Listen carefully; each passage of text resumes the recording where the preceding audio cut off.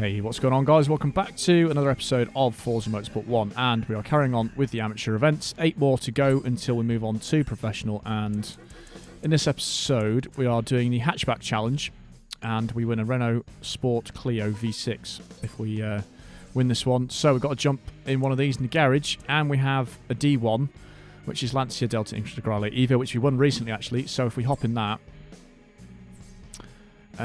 just have a look at the tracks first. So 2 laps of Rio, 2 laps of Tokyo, and 2 laps of Blue Mountains. So they are getting slightly longer, these events. And yeah, so Renault to win. And we are against the competitors that are D1s are the Peugeot, the Saab, Civic, and Golf R. I don't know whether to upgrade this or not.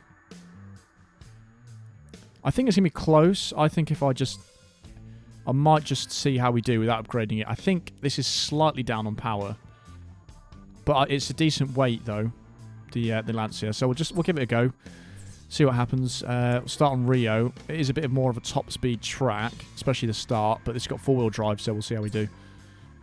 Right, so where do we start on the grid? 3rd place, I'll take that. I knew the Golf was going to start in first. That's 4-wheel drive as well, so that's going to get off to a good start. And that's got good power. Will that sail away with the victory, or are we going to catch up with this? Oh, it's actually really nice in the corners, this. Oh, it's a drag race. Now, how different is this than PGR? PGR2, this car is crap in a straight line compared to the Golf. But they're pretty level pegging. I mean, the Golf does have more power. He's also turning into me. The Golf has more power, but it's got a dirty, great V6 in it, so it's probably going to weigh quite a lot more than this.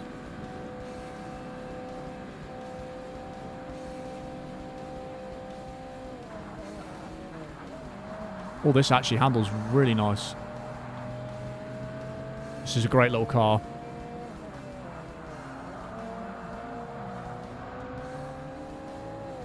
Loads more stable than the front-wheel drive Integra.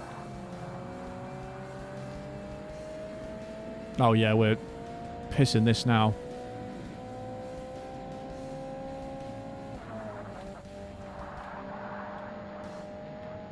A little bit of slide around the corners, but nothing too bad. And we've got a decent lead already.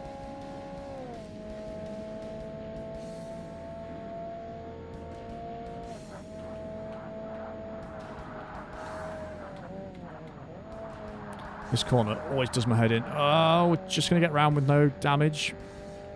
Something's catching up the Golf around the corners. It was red, so was that the Peugeot or the Civic? The Golf's strength is definitely in a straight line. It's not so good in the corners because of its weight. The Peugeot's pretty light, isn't it? Peugeot 206 GTI.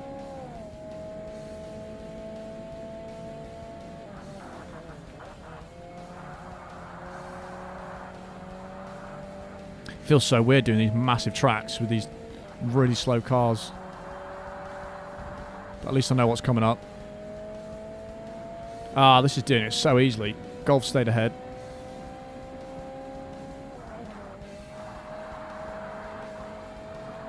Five seconds ahead. It is amateur, to be fair, isn't it? So kind of expect it. Revving the guts off it.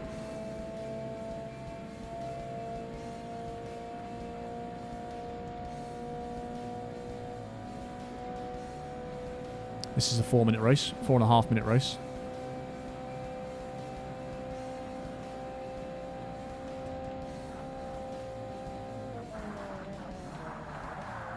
Slightly late on the brakes. If you go too late, you can see it just completely slides.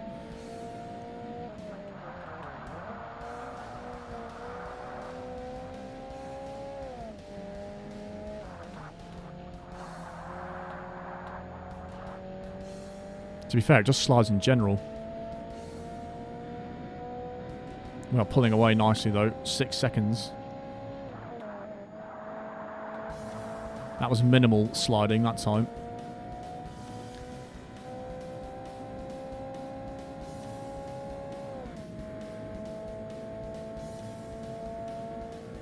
It makes me laugh how much louder the music is right now, because the engines in these cars are nowhere near as loud as the GT cars. So I can hear the music so much more. I haven't touched the music volume.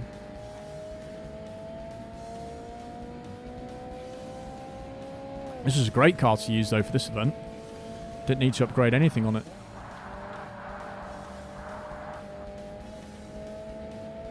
Absolutely nothing stopping you upgrading this to, like, a stupid class.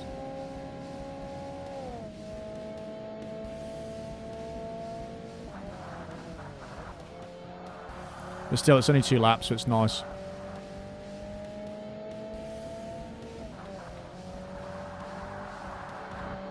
It's like a third of the length of, like, normal races, which is good.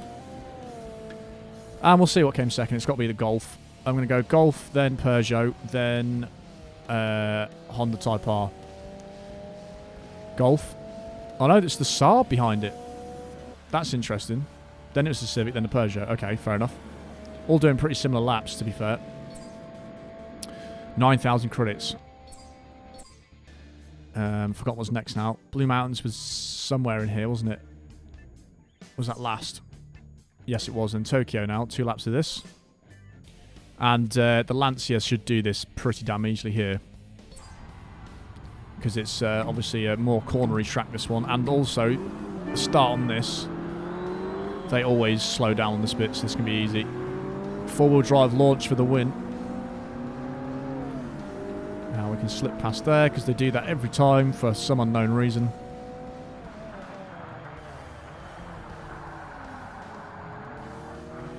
A little bit too hot into that corner again, but it's fine. It's great. You can literally just plant the throttle in these cars. They're actually more fun to drive in that sense. You just plant the throttle around the corner, knowing that it's pretty much going to get round it.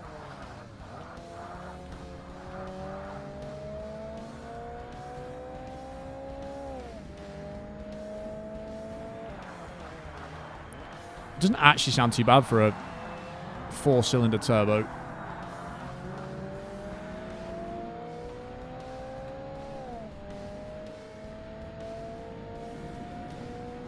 I'm guessing it's going to be the same finishing order as last time, considering it's only 2 laps.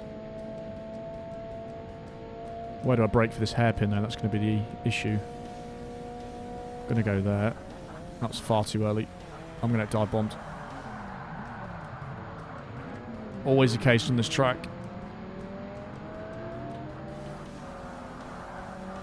Should have trusted the car's brakes more on that.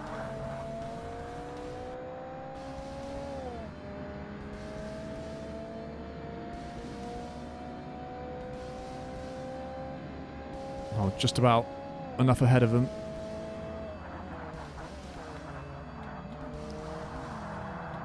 So close to hitting the inside of there. Oh, the Golf is catching it. Can fly through here for once. Obviously in quick cars that bit is not fun.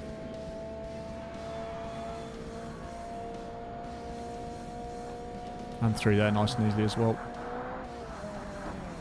Oh god, I've gone wide. That's an understatement as well. We're doing a drift. I'm still ahead somehow.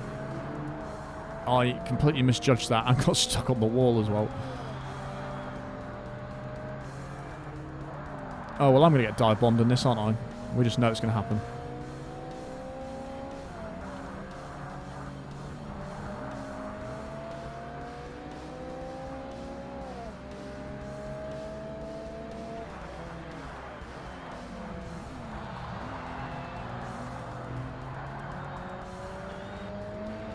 Oh, I might be alright. Might have just got enough of a gap. It's like 1.5 seconds I really need to not get dive bombed. That should be alright, hopefully, if I just brake later. I'm probably going to brake too late this time.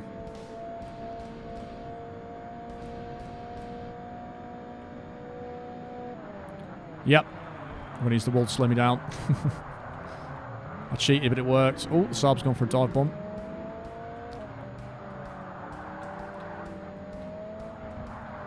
Is the Saab a hatchback? I thought that was more of a saloon car. I've just clicked.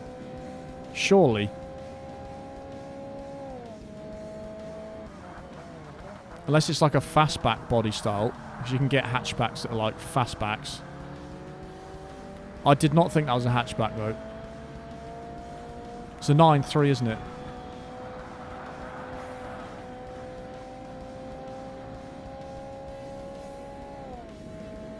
It's going to be exactly the same finishing order.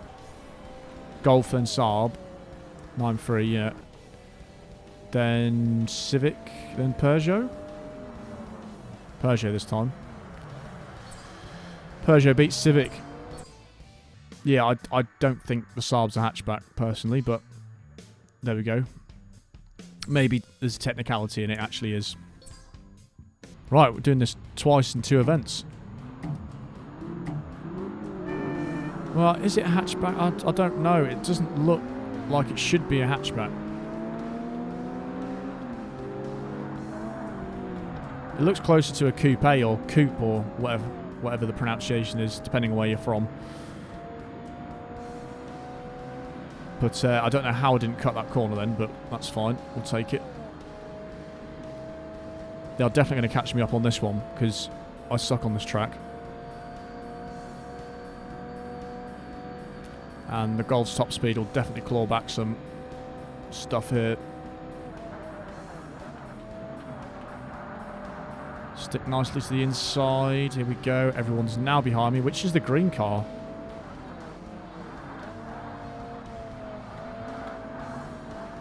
Oh god, they are right behind me.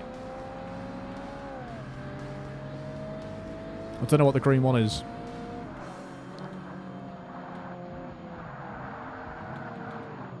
Oh god. Oh, we're all pretty close here. Am I just holding everyone up?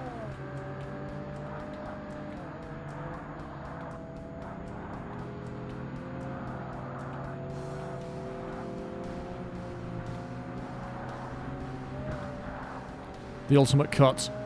That wasn't a cut, so it's fine. I trust this car's handling, yes. Look at that.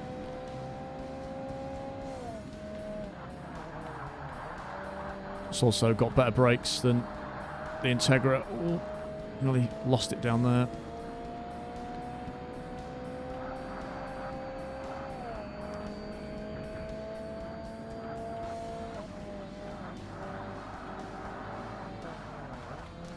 Yes, much better. Look at this. We're doing corners like they're actually corners. I'm not sure what the right line is through there, but we're going with that for now.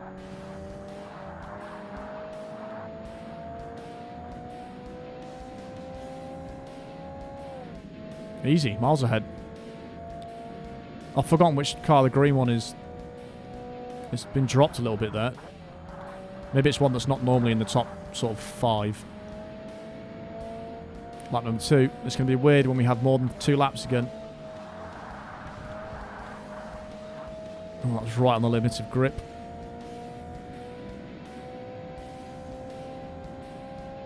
Is the Peugeot green? I thought it was red for some reason. Oh, we've got a nice little lead now. Don't mess with the Integrale, that's all I'm saying.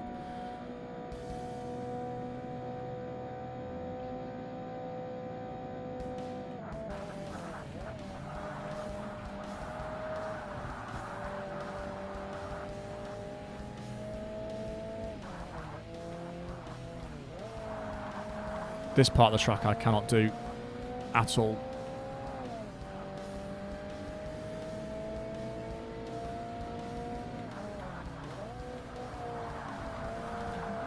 It's such a tight corner, I just like drift around it.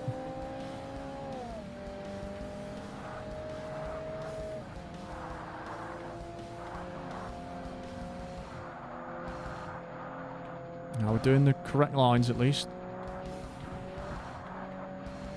Nice. Clawed a bit of time back there.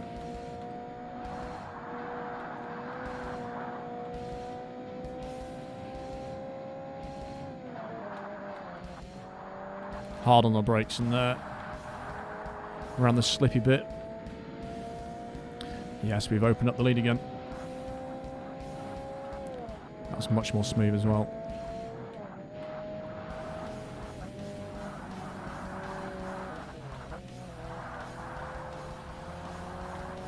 Nice.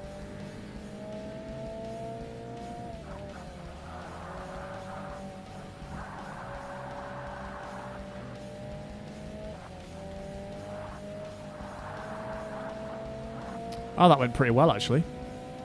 Surprisingly. There's definitely a difference in the AI's driving ability in amateur, for sure.